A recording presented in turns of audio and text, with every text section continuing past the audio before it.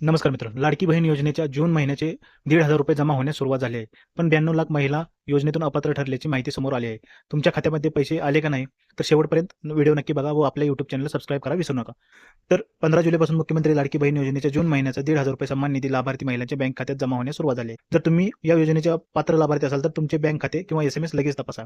दरम्यान राज्यव्यापी पडताळणीनंतर 92 लाखाहून अधिक लाभार्थी नावे योजनेतून वगळण्याची माहिती समोर आली. यापूर्वी सरकारने सुमारे 80 लाख नावे वगळल्याचे सांगितले होते. मात्र सरकारी नोंदीनुसार ही संख्या 92 लाखापेक्षा अधिक असल्याचे वृत्त आहे. सुरुवातीला 21 ते 65 वर्ष वयोगटातील सुमारे 2.46 कोटी महिला पात्र ठरल्या होत्या. पडताळणीनंतर सध्या 1.5 कोटीपेक्षा अधिक महिला लाभार्थी यादीत आहेत.